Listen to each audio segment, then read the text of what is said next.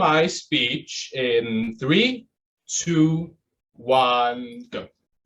Sticks and stones may break your bones, but words will never hurt me. How often have we heard this phrase? How much truth lies in it? And how can the management of words be a step towards world peace? Although words seem harmless at first, they hold power beyond what's usually conceptualized of them.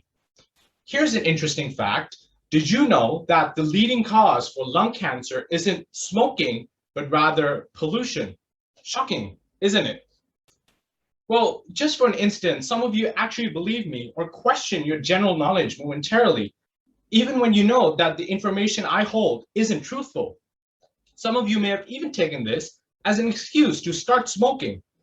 Well, as humans, we tend to believe in the information that a speaker presents more truthfully than we would in the information we possess preemptively.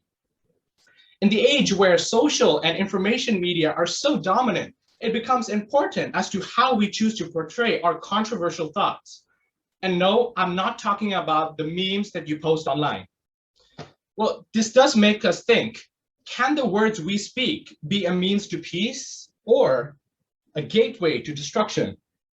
The truth is, words can be both. See, words spoken by the right person at the right time can provoke changes, major changes for the better.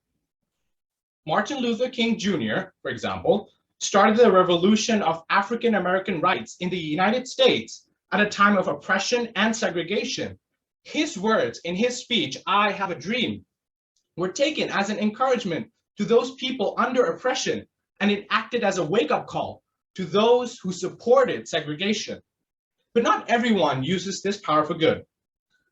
Former Soviet dictator Joseph Stalin was a visionary to the Soviet Union in the early 1920s. He convinced the people with his speech in Moscow that his rule would make the USSR a nation that dominates all others. During his reign, approximately 9 million people were executed in lieu of the betterment of this new nation. All of this because the words that could have been used for revolutionary change became the spark for bloodshed.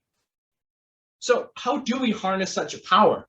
It's something that has been taught to us for almost all our lives, something that has been reminded to us time, after every heated argument and after every falling out that ever occurred. Think before you speak. To think before insulting someone can stop you from hurting them. To think before expressing anger can steer loved ones away from possible separation. To think before expressing negative thoughts can spare someone from sorrow. Words are truly something magical. Imagine the world we would live in if verbal discretion was a basic etiquette, if the world was filled with considerate people who cared for what they spoke about one another. A world where we are all together as one through hardship and in prosperity. Borders, hate, criticism, enmity would cease to exist. Sounds nice, right? Well, to be completely honest, this is not hard to achieve. See, changes that revolutionize, evolve around small steps. Do we want to improve ourselves from yesterday's transgressions? Or do we blunder on tomorrow with a false sense of purpose? It is up to you and I to decide, because we have the power to create or destroy simply by the movement of breath. So repeat after me.